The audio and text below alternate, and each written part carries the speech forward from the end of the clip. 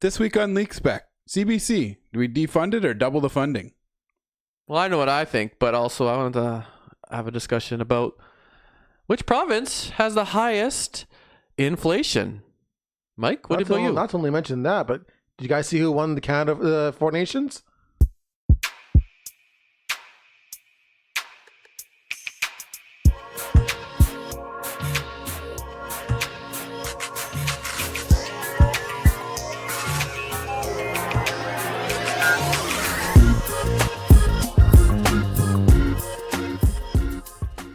Yeah, so last Thursday, guys, I was driving around the city trying to find a place to hang out at one of the sports bars or one, and they were all packed. The city was packed, you guys. Everywhere was packed, even the non-sports bars. I had to go to my regular big old Windsor Park there, and I was waiting in line, nine patients, nine spots deep before I got What kind of before bar I did you go got to? an actual Watching a hockey game at a hospital. That's weird. There was probably people watching a game at a hospital too. I won't lie, it's Canada. Oh, yeah. But it was the big game, the first ever Four Nations, and Canada took it. What'd you guys think of that game?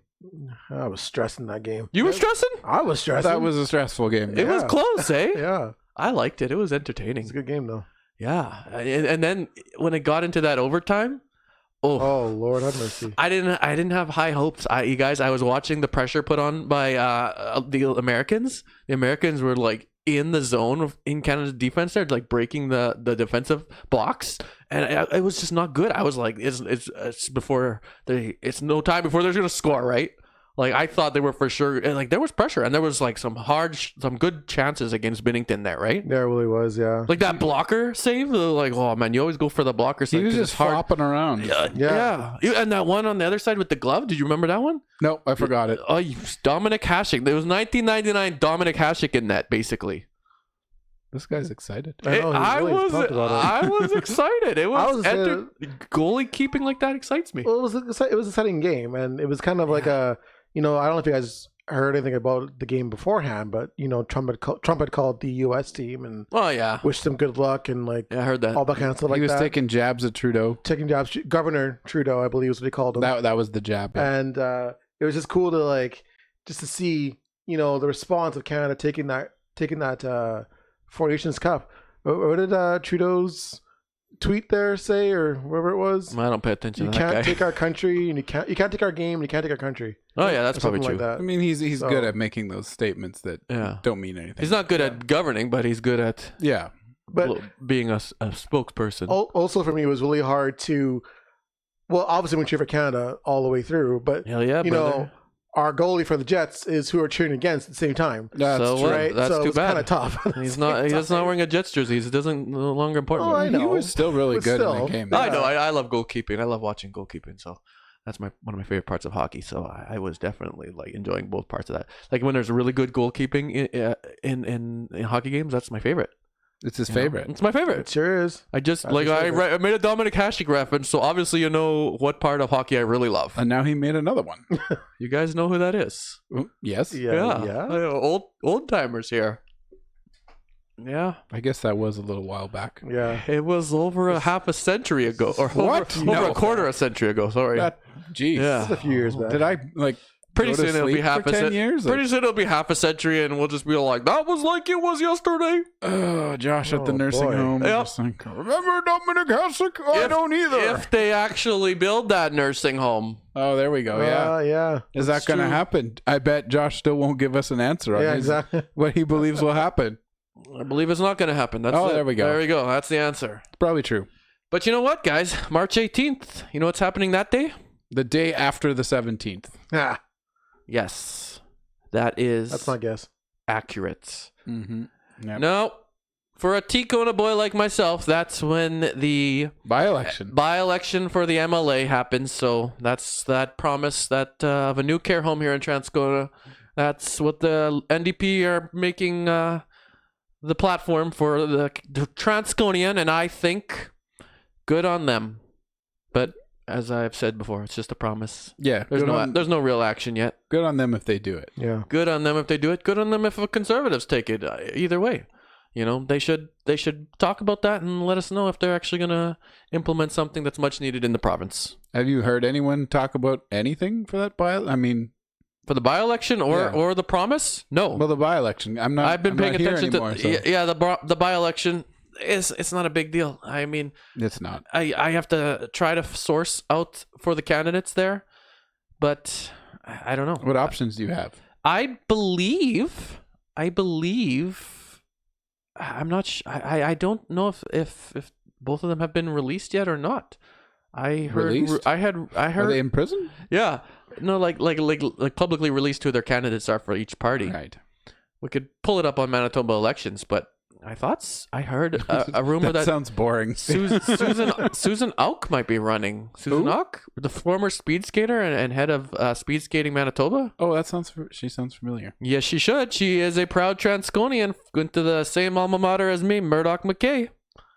So she's about 20 years my senior. I can tell you've been drinking coffee all day. I actually love speed skating too. It's like my other favorite Olympic sport. Where like it's hockey and speed skating. Speed skating is just amazing. People are like flying in speed skating and like at unbelievable speeds with those little clapping skates, and they're just like, I can't believe how fast they're going in there. They're just gliding on ice. And I watched Susan Auk at her latest.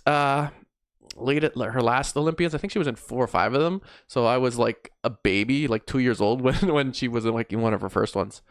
But I don't making her feel old now. She's a little older than me. She's almost 60 years old. She's not watching. Yeah, that's true. But yeah, I mean, there's a park nearby my place that's named after her. So that name should be familiar to the boys that come over to my place. But regardless of that, I want to bring up another thing because that election is one thing. Currently, right now, as we're discussing this, there's a couple of liberals jibber-jabbering for an election. I mean, it's called an election. What would you call it, Adam? Coronation. Why is that? Because they're basically deciding who they're going to award the position of prime minister to.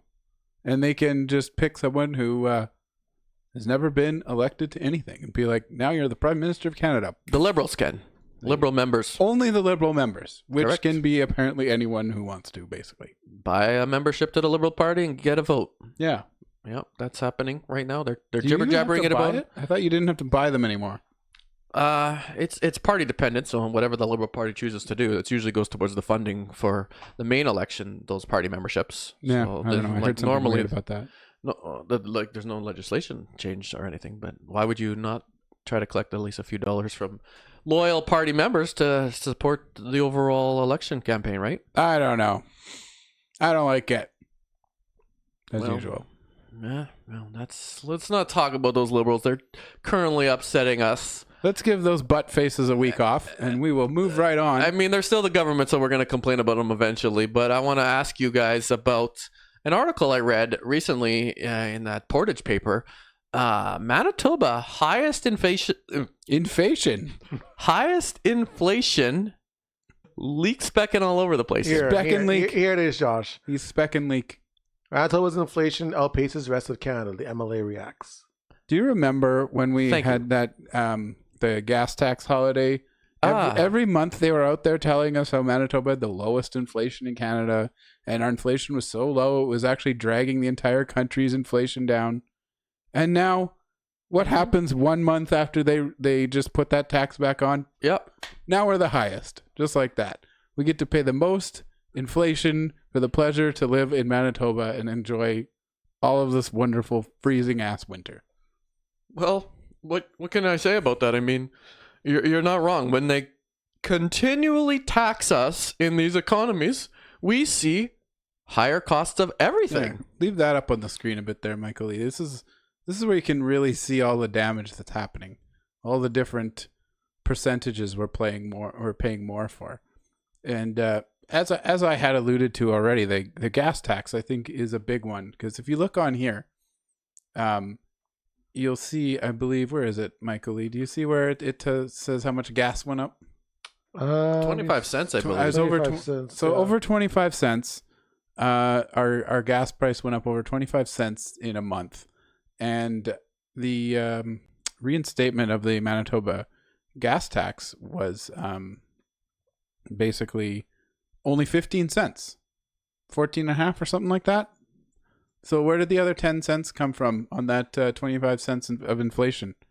I would love to know. And I feel like the provincial government should have been out there commenting on this and informing people that it's not the government that added that extra 10 cents. That was oil companies just trying to rip us off a little more because they could. And I think because most people don't pay attention to this stuff and the government doesn't say anything about it, most people just assume now that government increased their gas price by 25 cents. And I don't think that's a good look. It's not only that. I mean, the instability that we get from the oil economy, they have to predict what the prices are a long time ago before they purchase this oil that's already been refined. So by the time it hits the pumps, the actual cost of gasoline is well beyond the time that it was purchased and the actual price of it predicted. So sometimes these companies are covering for losses and bad predictions based off of economic reasoning that they've had over the years. So, I mean, where did it come from and what was the reasoning? It's a fair and valid question. Like, I don't know, obviously, but the thing is, if there is such diversity in the markets for oil itself and to produce gas, then we have consistently fluctuating pricing, and that's just to match the basis of how our economy is. I don't like it. There's a lot to discuss in terms of how taxes are causing inflation, right? I mean, I don't know who would argue with that. Some idiot probably would. But the point of the matter is, the carbon tax is not making your life more expensive, okay? Oh, really? Carry on. Oh, okay. Well, thank you for that, Mr. Know-It-All over here. Yeah. Apparently, that's what's happening. It's just what I get told by a bunch of incompetent people. This article in it of itself made a clear case for wheat. You know what happens to wheat, you guys? It gets turned into bread or beer, and I consume it. Facts, as the kids say. But yeah, you're right. And we grow a lot of that in this province. Do we? That is a major export for Manitoba. And it's a large part of our economy here. But you know what happens, you guys? Wheat, it has to dry out before you can actually take it to market correctly. Like when they actually... And how do they do that, Josh? Well, there's a natural process in grain bins and such. But if they can't do that, they use dryers. Oh, and what do dryers use? Oh, they basically work off of... the words of elected officials. They just speak to that grain and it gets so hot from all their hot air and it dries it. And some of my hot air when I'm angry on the internet. That's correct. No, they have gas dryers and unfortunately that means... Sounds like something we should put a tax on. There is a tax on it. We need to put a stop to all this polluting wheat. And so as we've discussed, there's a compounding fact in products like that. If it costs Mike in his farm, he's the farm boy today, in this example, if it costs him X amount of money, whatever it is, to dry this grain so he can get more of it, more quality grain to market, Mike, what would you do with that extra cost? Are you going to just harbor it on yourself? I think he would. He's a nice guy. Or would you pass it along to the consumer? Well, I would probably pass it on to the consumer. I mean, Mike's here to make money, all right? Yeah. He's not here to make friends. No. Well, newsflash. He's got friends, okay? Here in Canada, grain prices for wheat are set by the government. Correct. So you cannot... That is going to come out of your pocket. So too bad, so sad.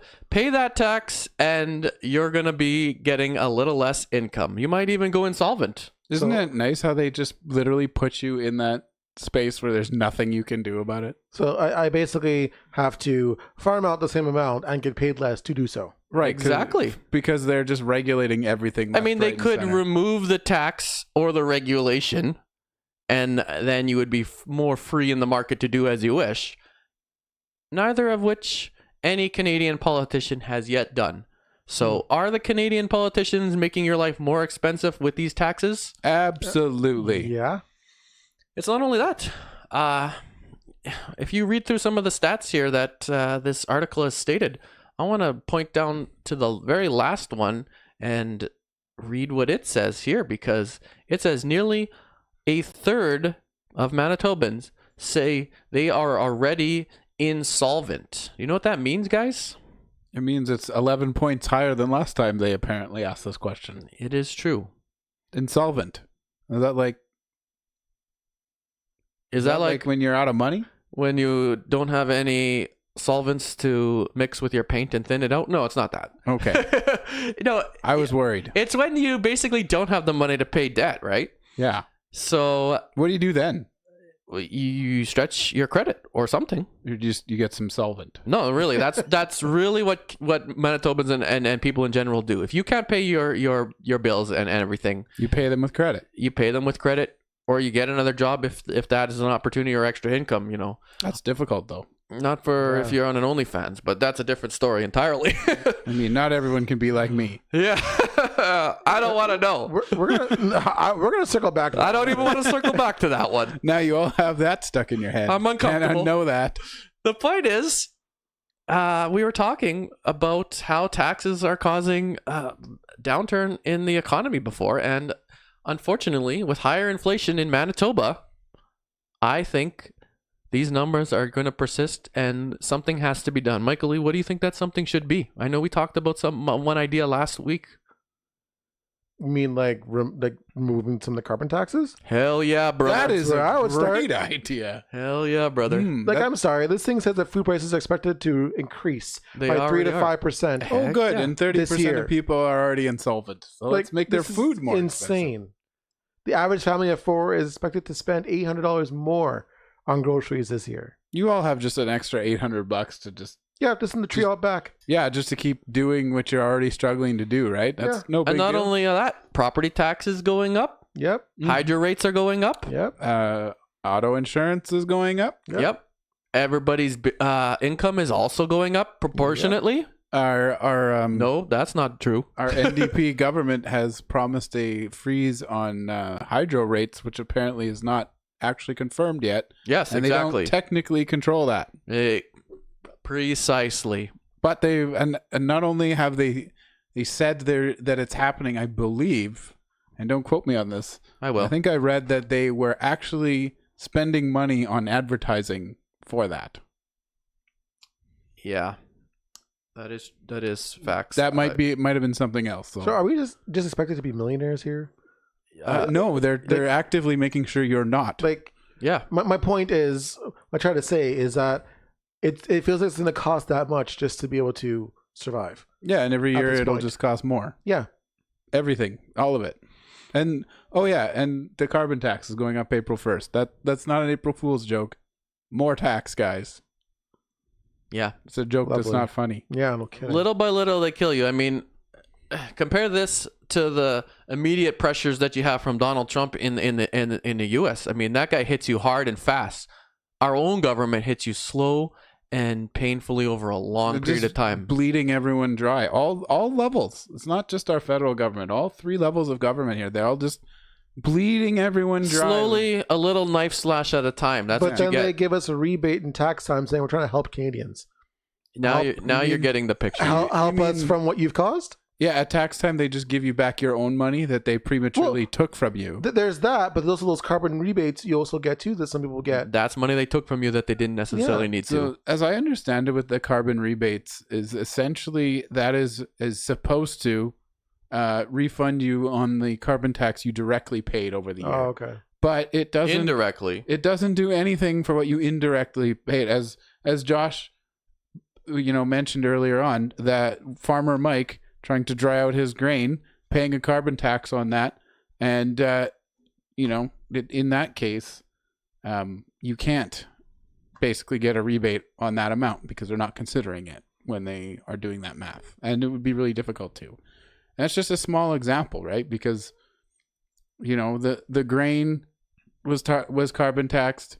If it was turned into bread, that bread was probably processed, and that some more fuels were probably used for some machinery that was carbon taxed again, and then that was probably put on a truck and driven to a store, and the fuel in that truck was carbon taxed. Definitely on the train. The store that it was sitting in either had to be cooled or heated, which was probably done by something else that was carbon taxed. So you can probably see where my usual rant is going. It's literally on everything. When they raise the carbon tax on April 1st, literally everything will become more expensive exponentially. Well, I just want to say, cheer up, guys. Eventually, you'll get your chance at the polls, and pay attention, vote for some policies that actually help you yourself, not promises. Speaking of promises, Michael Lee, there's a promise that the Liberal government is making right now. Oh, do you know what that is? Justin Trudeau, Hot Air Trudeau, or whatever we call him, I don't know. Hot Air Justin? I haven't come up with a good name like carbon tax Carney for him. But he's made a promise recently. Inflation. Yeah. And it was announced for Quebec City to Ottawa, I believe it was, right? Toronto. Toronto to Quebec City. Yes. What we're talking about here, Michael Lee, tell us. It's a game changer. A game changer. Apparently, he is. There's a product for a high-speed rail. It seems like. Well, Josh, is this a new project? Is it a new project? Have they talked about this before? Oh, well, I don't know what they consider a new project here in Canada. Because does this sound like your care home situation? It's exactly like that. It's not a new project. Well, is it not a new project until it actually is shovels in the ground? Is it like considered new if you talk about it for 50 years and then eventually make it happen? Yeah, they're just regurgitating a thing that they've talked about before. And I think the timing of this is particularly upsetting because Trudeau comes out and just announces this thing like he's so awesome. And then he's just going to resign and walk away. I'm just going to, we'll spend these billions and I'm out. Like it's almost 3.9 billion, almost 4. Just to design and study. Never mind what it's going to cost to build. We haven't even speculated on that, have we? Or have we? No, I think the 3.9 371.8 million has been spent. Was promised in the last budget. Yeah. None of these are the cost to build. Consulting fees. Ah, yes, more consult. What was that? What's that 12 billion there? Rail corridor at an estimated cost between 6 billion and 12 billion. Well, if we've learned anything from promised was the 3.9. Our federal government, that 12 billion will end up being like 60 or 70 billion by the time they built half that rail project and it doesn't work very well. I mean, I'm not from the area, nor have I even traveled to that specific area, but I am politically and geographically. Spec. I was going to say geologically, but geographically. Geologically. Yeah. Rocks now? He's been looking at the rocks of the area. I know the region is highly dense in population, and this is probably a good thing if they get it done. That being said, as I said earlier in the podcast, I'm from Transcona, baby.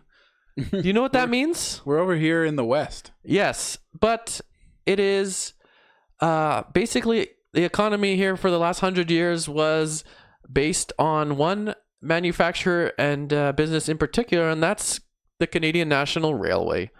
They're right south of where most of us here in Transcona live, and they're a train company. A train company. The big one here in Canada. And I know a thing or two about trains. I've been on them dozens and dozens of times riding the Via Rail. And it's a lovely experience if you ever get the chance to do it, because they even had tours across areas of Canada to go by rail. It's not the most, it's not the most expedient method, that's for sure, but it's a venture all of its own. The problem with Via Rail is they never had any infrastructure of their own. They rode on the CN tracks, which meant that they had to go to the side of the tracks in areas, and you'd have to wait for sometimes half an hour for the actual for the commuter train would have to wait so that the commercial trains could get by. It was quite an annoying process. In this situation specifically, because Via Rail is the only commuter train in Canada right now, that basically means this publicly funded track would be specific for commuters, and that means whatever companies actually run trains on them would be direct and expedient. That would be great. I can see how infrastructure would be great here. The problem here, transporting people across Canada is not efficient in terms of a business model. It just doesn't really make money. And secondly, the biggest area is this area here in between Montreal or Quebec City, I believe, actually. Yeah. Quebec City and we'll get Toronto. Back to that. Carry on your thought. The point here is, if you were to put a commuter train anywhere, this would be the one place. Is it just going to be a publicly funded infrastructure? I can see how in Canada you might need to do that. How is it going to be sustained over the long run? I don't know, because they have a whole amalgamation of companies here called, I forget what they called the amalgamation. It's basically it's just a group of people trying to create this one company business to have this one commuter train. I don't know how it's going to work. I don't know if it's going to be sustainable. I don't know if it's going to make money. I didn't look in the crystal ball on this one. The point of the matter here is it a good thing? Probably, if it makes money and continues to make money, because we do not need things like we have in this country, taxpayer funded businesses. That's not good for the overall sustainability of Canadian companies. I'm glad you took the time to break that down, but I personally feel like this is going to turn out just exactly like the care home thing you previously discussed. They've brought this up before. They've talked about it. They've thrown money at it, and now they're doing it again. They're throwing more money at it. What's going to happen when Trudeau leaves and, Carbon tax Carney? They put their crown on carbon tax Carney. Is he going to be like, yeah, we're just going to build this thing now? No, that Guibo's going to go, money. No more roads, no more tracks, and they're going to not go That's forward. That's right. He'll be like, is this thing pedaled like a bike? Then it's canceled. Yeah. Or I'm going to quit. And then we're all like, could you please just quit? We would be fine with that. As PBD say, Adam, what's your point? My point is, it's not going to happen. Yeah. And it's just a promise. A stupid promise to try and get people excited before an election. And I think he's actually making it more difficult for his, the leader that comes after him. But we'll see how that goes. My final question on this. Yeah. Is there a bit of pandering to Quebec? Because good question. With the Liberals, there literally always is. I'll answer my own question. Why does this run to Quebec City? It should be Toronto to Montreal. That makes sense. These are two gigantic major centers. Where does Quebec City fit into this? Pandering to Quebec is the answer. You're right. That's the immediate thing I understood when I read this. This is Trudeau in his outgoing term here saying, I will get this one thing done for you. Well, he's had 9.5 years to get it done, and he hasn't. So, you know what? The proof is in the work, and he hasn't accomplished You said much. One very important word during your rant earlier. Which one of us? Josh did. Only one. I take a lot of words to say nothing. Let me rephrase that then. So, no, it's okay. Go ahead. He said one word that stuck out to me, and that was dense. Dense. Yeah. Dense. Yeah. It's what the government is. Yep. Thank you, Michael Lee. I think we can move on from that. You are correct, and that is an astute observation from your beautiful face, Michael Lee. Why does he say it's beautiful? I don't know. It's just an ongoing thing now. It's the government's dense, and yes, in their insistence on proving how dense they are, they have another brilliant idea. Yes. I think we're going to hear from Josh on this one. So as some of you may know, our conservative leader, Pierre Poilievre, what did he say? He's been discussing the CBC and the rather large funding model that keeps it afloat. $1.4 billion of taxpayer money goes to supporting those organizations. And very few people are paying any attention to watching the programming on CBC. Yeah. They have a tiny market share. And now, Josh, yes, you'll be excited to know I definitely wore the appropriate shirt for this episode. You'll be excited to know that our heritage minister has reached an important conclusion. Yes. The conclusion is the funding CBC with $1.4 billion a year is absolute nonsense. And there's only one way we can solve that, and that's by damn near doubling it to over $2 billion a year. What do you think about that? I'm gonna just stutter a bunch because when I hear such idiocy, my brain is takes a long time to compute how their stupid thoughts come across in their minds. Let's put her words on the screen for this, because I would like to hear a little bit of exactly her reasoning, because I cannot fathom it. The existence of our public broadcaster depends on a single line in the budget. I'm proposing that we remove the decision making around funding from the political cycles, whether it's the elections or the budget. Many countries around the world have chosen that path in giving their public broadcaster predictable, viable, and stable funding. CBC does not belong to the Liberals. It does not belong to the Conservatives, and it does not belong to any other political parties. It belongs to the Canadian people. There you go.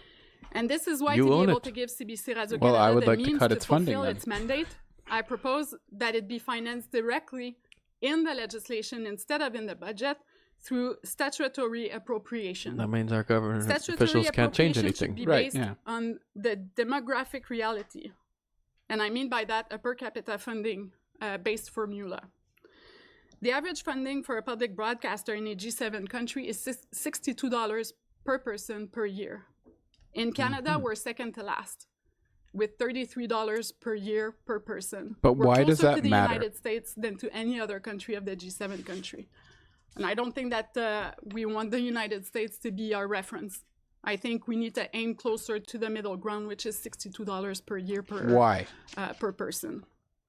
With predictable, stable funding based on a per capita formula, there's no reason why people would need to pay to be subscribed to one or the other platforms of the CBC. And this is why that with this change in how the public broadcaster is being financially supported, I'm also proposing that all platforms be made free and accessible to all Canadians who shouldn't have to pay twice for the service. Well, if it's free, that means the government won't fund it with any of our taxpayer money. I've had enough of this hot air from this politician. Mike, put back on those 3 brilliant commentators, Michael Lee. Whoa. Sorry, I don't know. my bad. I don't know if that's any brilliance. Yes. I just want to get Michael Lee's perspective of what he's hearing. So what I've been hearing from this, Mike, is that you don't have to pay for the CBC twice. You don't have to buy an actual subscription and then pay for it with your tax dollars. And we should take from the per capita $33 and raise it to in the mid-60s. That'll be from your tax dollars, obviously, but then it won't be mandatory. It will be basically subscribed into law that's how it will be from now on, and then they'll have free services for all Canadians. Do you think, Mike, this is a great thing? Do you think news programs in the CBC should really be funded from the Canadian tax dollar and that's it? I mean, I'm still trying to process what she said. Yeah. I was still trying to put it together because it was kind of a little hard to follow. Is there some part we can help you understand? Well, just, man, I don't even know. Well, okay. What's your first question about it? They're planning to defund the CBC. Those peers plan. Yeah. Right? And that had to do with what? The news that they are spreading, pretty much? No, it's more just that they provide no value or very little value at a very great cost to all of us, because most Canadians pay no attention to CBC ever. And not at all. It's of no consequence to their life. Would you subscribe to the CBC and then just never watch any of its content? Because that's basically what you're doing as a taxpayer. Yeah, you're paying for it, yeah. Which I think is absolutely ridiculous. It'd be like $60-something. And now, thank you. Now, Mike, they're going to go, oh, well, you've been paying for this thing that you don't use and don't care about, and that's great, thank you. Yeah. But we would actually like you to pay double what you were paying to continue not using it. As we raise taxes. Yeah, which makes as we raise goes up. And furthermore, we're not going to stop there, because we want to go all the way for you, Mike. Oh, yeah. We're going to actually pass the funding model into Canadian law instead of having it a line item on the budget that the government then will determine when they, present a budget every year. And now that it's in law, it just has to happen unless you have another law passed to change that law, which becomes much more difficult, and it makes it very difficult to react to a certain situation. If you have a government in power that can't get the other parties to agree, then they wouldn't be able to change the funding model if they wanted to. So this is obviously a direct attempt, by the Liberals to be like, well, if we may lose the next election, we know he's going to come after this and we're going to stick it to him. But they're just sticking it to all of us. They're not really sticking it to Pierre. Just every taxpayer is saying, thanks. Now I got to pay more for a thing I don't want. I mean, some people will argue it's Canadian content, support Canada, but unless Hockey Night in Canada or something was on That's the only time I'm on TV. Ain't nobody watching it, right? I'm sorry. Me too. Literally, that's all. And I mean, there's so much more that we could actually do. We could open this conversation up because I personally do not like most media. There are good journalists out there, I'm sure of it. How do you know? I wasn't sure. That sure kind of, I don't know. What? Well, now we understand this. Oh. I was confused before. The thing is, there are good journalists out there, you guys. There are people that will actually be hard-hitting, trustworthy journalists. Minimize their bias. They are not on the CBC and media programs. They're mostly going for the ratings, anyways, and the part of the market share to get their dollar. Like that's just how economies and how basically the model works for news. How can you expect a CBC journalist to hold our federal government to account? Good point. That's what journalists are supposed to do. When that federal government is literally their employer that pays their paycheck. Are you incentivized or decentivized to criticize your employer when they're the ones helping you pay all of the bills and keeping you from being insolvent in these high inflation times? Would you walk into work, go into your boss's office and be like, I just want to let you know that you did a crappy job over here and I want you to improve. Would you do that? Okay, no. Right. Not a chance. They sign my checks. Nope. No, thank you. So do you think that we're getting, minimized bias and good, clear journalism from anyone who works for CBC? Not a chance. And we're basically getting... Go ahead, Josh, if you want to say what you want to say. No, finish. We are essentially getting false news. We're getting misinformation. Because they're basically saying what people who pay them want them to say. Mm-hmm. Now you're getting it. And I mean, it could be cleaned up. The best thing, I think, is more sources, more content, less restriction on content. Don't restrict people on YouTube from having an opinion. Canadians have good education. We have good intelligence. We can determine what's true or false based off of actual conversations and arguments. I said it before, podcasts are probably the way of the future. Let's not go and create a funding model for news programs like the CBC News, or some of this money goes to other organizations like CTV and that. But the point here is, we've made fun of this before, how many people actually have cable, because that's mostly what CBC is on. Sure, they'll have their own YouTube channels and whatnot that's getting pushed on YouTube. Gem? Anyone? Yeah, no, it's free. A free app. That one's free. But the point of the matter here is, what is the point when we have so many options for content, and when we have more options, we have more opinions, we can figure it out. I have to point back a few years. We came through the pandemic. What happened during the pandemic, guys? It was a novel virus, right? That's what we heard. That meant everything was new, okay? New vaccines, new virus. I have to go back here. He's going to get us banned again. All I'm saying on that front is we didn't know what was fact, okay? We had to study. We had to get science. We had to know the truth, and we didn't get that. We had forever news from every organization just tolling the line. Basically, what it is news programs. They're just script readers.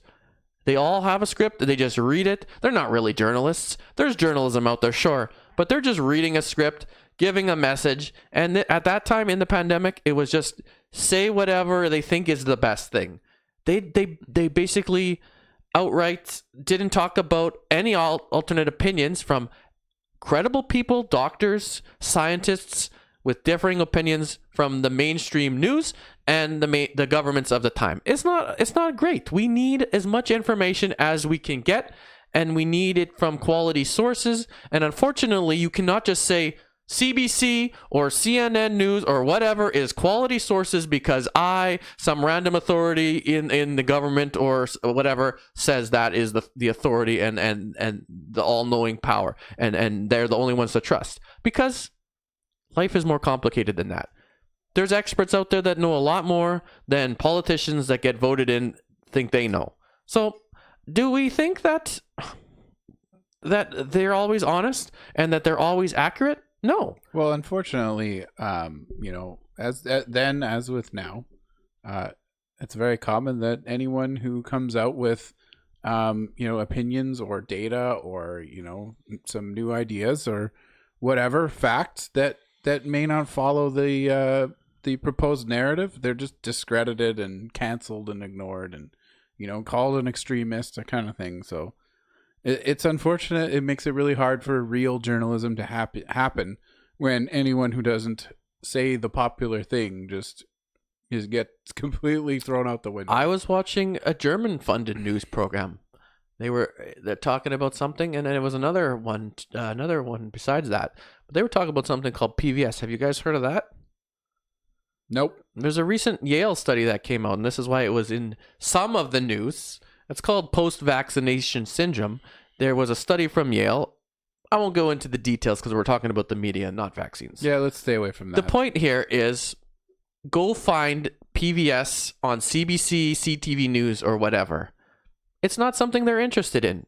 And my point here is there are lots of topics in the world to discuss that news and media should be a proponent for.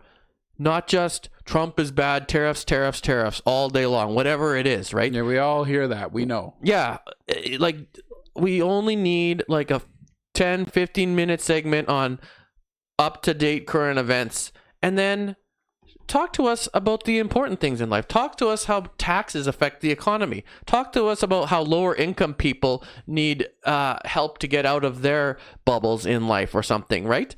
Talk to us about anything like that, where we could just say there's a specific news program on TV about this specific article, whether it's racism or something and how people experience racism. When I watch 24-hour news programs, what do you guys see on 24-hour news programs? It's the same thing repeated.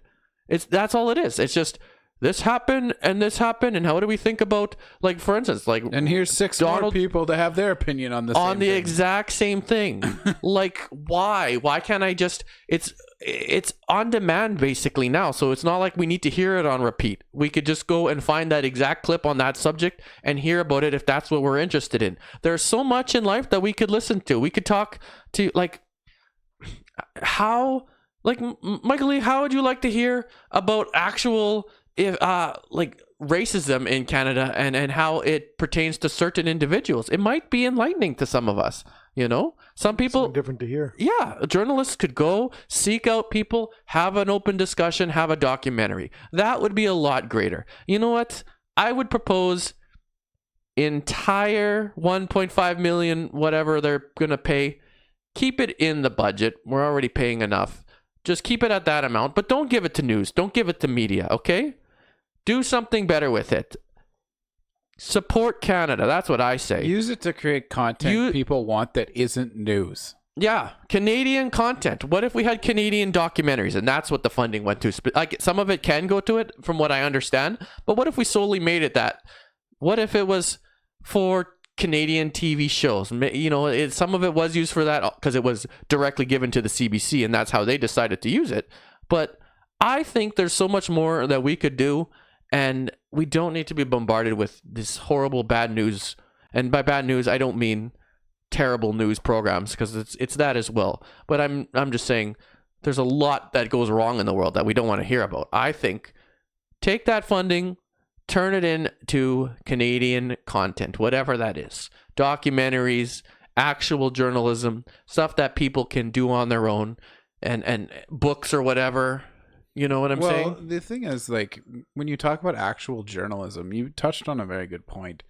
What is basically the evening news? What has it turned into? It's pretty much, oh, well, Trump said this, and it's not good, and Trudeau said this back to him, and we liked what Trudeau said, so elect Mark Carney or some crap like that. Yeah, we can do that on YouTube too. Yeah, I just did it. Look, I made that up on the spot. Brilliant me. But what I'm getting at is, like, I think it would be far more interesting if we would have some, as you call it, real journalism. Like, we've been talking about tariffs and Trump and all this stuff now for a few months, however long. It feels like it's been forever.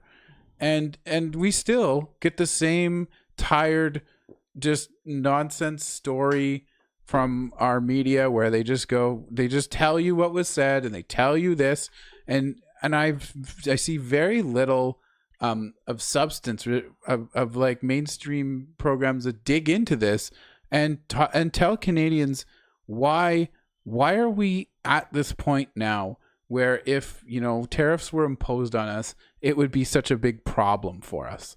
Why don't they, like, I have babbled it repeatedly to the 6 people that watch this podcast, which I won't do again, but why isn't that kind of thing on the news being told to people?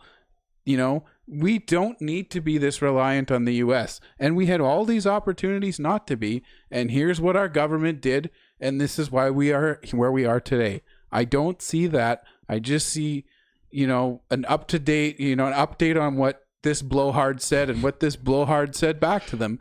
And I don't need that. My phone will feed me like 37 articles an hour that tell me that same thing, but no one digs into it and has any kind of substance to tell us how we got here.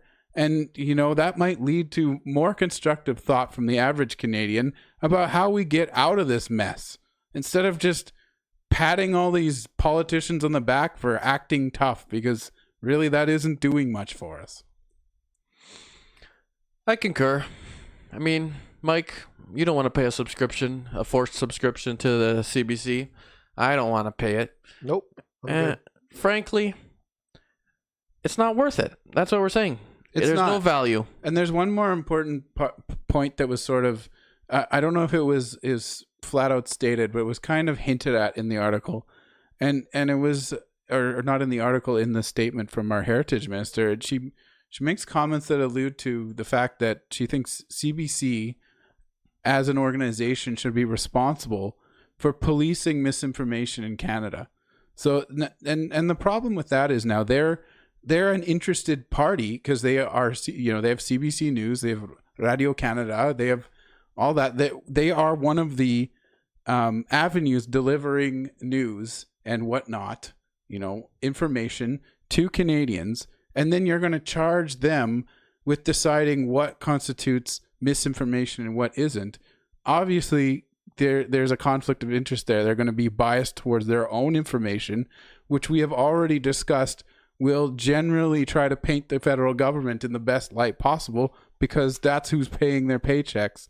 When you put all these things together, it's a horrible idea just all around. Everything she proposed in this article is actually just terrible. Yeah. I mean, I trust Michael Lee. He can totally make his own decision on whatever he's hearing. And if he doesn't know, you're going to open up the conversation. You're going to ask your friends. They might be slightly more informed. They might have a different experience. They might have a different opinion. Have an open discussion with them, and you'll resolve to find out what really is true. I've had great conversations with many Canadians, and I feel that I do not need some extended arm of the government, CBC, to be my sole authority and basically my brain on what is true. We're all intelligent.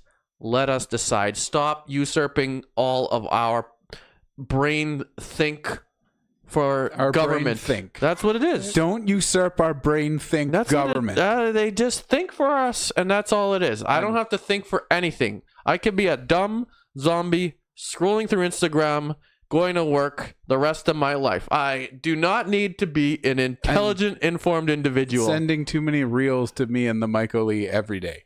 It's what we do in life. But there's another great point in there, Josh, that I just need to highlight for the leak speckers out there. When you hear something or read something or watch something, It's all too easy for us to just believe it at take everything at its word and regurgitate it to the next person or share it or post it, whatever. Please, people, you're all intelligent, as Josh pointed out. Think about what you read and what you see and talk about it with people that you know and come to your own conclusions. Don't just believe everything I tell you. Don't believe everything that Josh tells you. You can believe what Michael Lee tells you. Yep. He wouldn't tell a lie.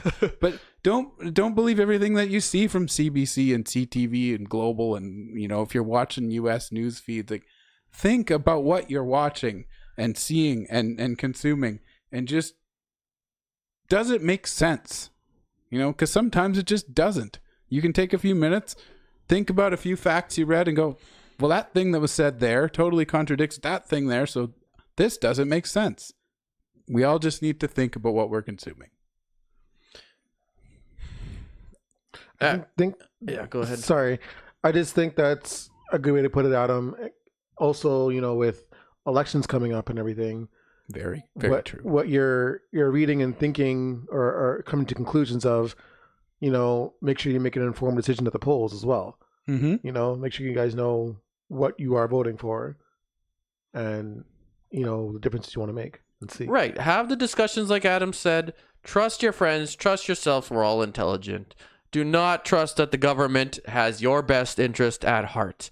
Governments are bloated, egotistical, power-hungry corporations. They don't care about us Canadians. The smaller the governments are, the more localized they are, the better. Because the closer you are to government, the closer reach you have to your elected officials, the more accountable you can hold them. So frankly, with that said, I just want to say thank you for this discussion. Continue having discussions amongst yourselves and listening to us at Leak Spec here on YouTube.